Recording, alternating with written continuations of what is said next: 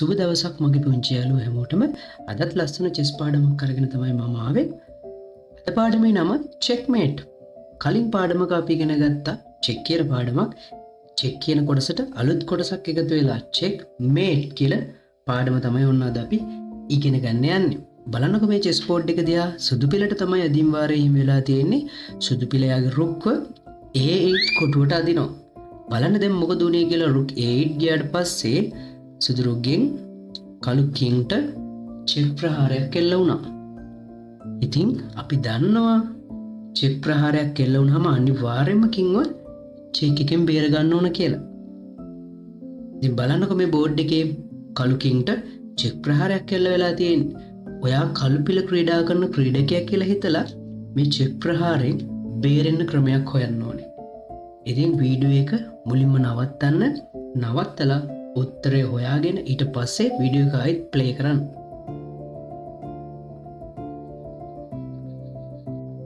හරි, මම හිතනවා ඔයගොල්ලෝ උත්තරේ හොයාගන්න ඇති කියලා. ඔන්න පුතේ කළු කින්ට චෙක් ප්‍රහාරයක් එල්ල වෙලා දැන් කළු කින්ව අනිවාර්යයෙන්ම චෙක් එකෙන් නිදහස් කරගන්න ඕනේ. කින්ව චෙක් ප්‍රහාරයෙන් නිදහස් කරගන්න පුළුවන් ක්‍රම තුනක් තියෙනවා. පළවෙනි ක්‍රමය තමයි චෙක් ප්‍රහාරය එල්ල කරන ඉත්තව කපලා දානවා. චෙක් ප්‍රහාරය එල්ල කරන්න මෙන්න මේ රතු පාටින් පෙන්නලා තියෙන A8 ඉන්න සුදු රුක් ඉත්ත කළු පිලට මේ වෙලාවේ ඉත්තෙක් නෑ. මෙන්න මේ A8 ඉන්න රුක්ව කපලා ඉවත් කරන්න. ඉතින් අපි යනවා චෙක් එකකින් බේරෙන්න පුළුවන් දෙවෙනි ක්‍රමයට. දෙවෙනි ක්‍රමය තමයි චෙක් වෙන මාර්ගයට කළු ඉත්තෙක් දාලා මේ චෙක් එක වහලා දාන්න පුළුවන් කළු පිලට. හැබැයි මේ වෙලාවේ එහෙම ඉත්තෙකුත් කළු පිලට නෑ. අපි එහෙනම් යමු බලන්න තුන්වෙනි ක්‍රමයට. තුන්වෙනි ක්‍රමය තමයි කින්ව ආරක්ෂිත කොටුවකට අදිනවා. කින්ට යන්න පුළුවන් ආරක්ෂිත කොටුත් මේ වෙලාවේ නැහැ. ඔන්න මෙන්න මේ F8 කොටුව ආරක්ෂිත කොටුවක් නෙවෙයි. ඒකට හේතුව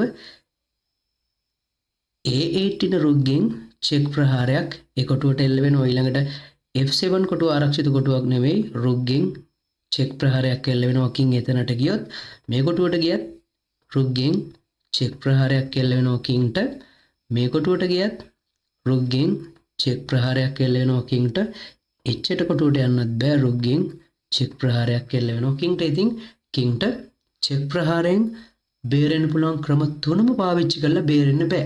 දැන් මොකද කරන්නේ? ඉතින් මෙන්න මේ අවස්ථාවට තමයි පුතේ චෙක්මේට් එකක් කියලා කියන්නේ. කළු පිල චෙක්මේට් වෙලා, ඒ කියන්නේ කළු පිල තරඟය පරාජය වෙලා. බලන්නකො මේ උදාහරණ දිහා. සුදු පිලට තමයි අදින් වාරේ හිමි වෙලා තියෙන්නේ. සුදු පිල එයාගේ ක්වීන්ව G7 කොටුවට අරගෙන යනවා. ක්වීන් G7 කොටුවට ගියාම ඔයගලන්ට පේනවා ඇති කළු කින්ට චෙක් ප්‍රහාරයක් එල්ල වෙලා තියෙනවා. සුදු ක්වීන්ගෙන් දැන් ඔන්න චෙක් ප්‍රහාරයක් එල්ල වුණාම අනිවාර්යෙන් චෙක් ප්‍රහාරයෙන් කින්ව නිදහස් කරගන්න ඕනේ. ඉතින් ඔයා කළු පිල ක්‍රීඩා කරන ක්‍රීඩකයා කියලා හිතලා මේ චෙක් ප්‍රහාරයෙන් බේරෙන්න බලන්න. හරි, මම හිතනවා ඔයගොල්ලෝ හැමෝම උත්තරේ හොයාගෙන ඇති කියලා. ඔන්න උත්තරේ තමයි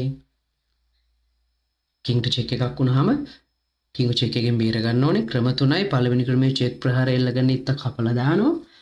මේ ක්වීන්ව කපන්න පුළුවන් ඉත්තෙක් ඉන්නවද බලන්න. කින්ට කපන්නත් බෑ. කින් කැපුවොත් මෙන්න මේ බිෂොප්ගෙන් කින්ට චෙක් ප්‍රහාරයක් එල්ල වෙනවනේ.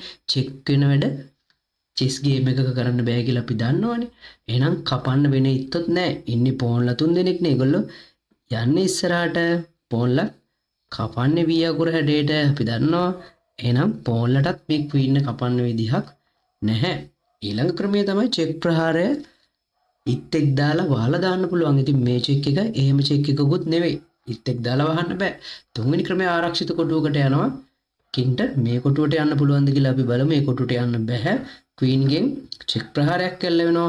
කින්ට මේ කොටුවට යන්න විදිහකුත් නැහැ. ක්වීන්ගෙන් චෙක් ප්‍රහාරයක් ඒ කොටුවටත් එල්ල වෙනවා. ඉතින් කින්ට මේ වෙලාවේ යන්න පුළුවන් ආරක්ෂිත කොටුවකුත් නැහැ. චෙක් ප්‍රහාරයක් එල්ල වෙලා කින්ට බේරෙන්න ක්‍රමයක් නැත්නම් අපි ඒකට කියනවා චෙක්මේට් කියලා. දැන් කළු පිල චෙක්මේට් වෙලා කළු පිල තරගය පරාජය වෙලා සුදු පිල තරගය ජයග්‍රහණය කරලා.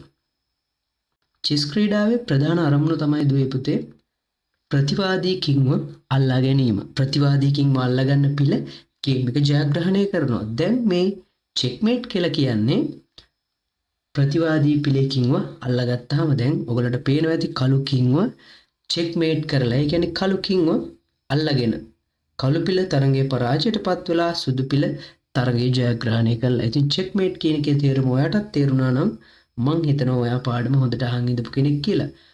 කොහොම වුණත් මේ වීඩියෝ එක තව පාරක් බලන්න අමතක කරන්න එපා.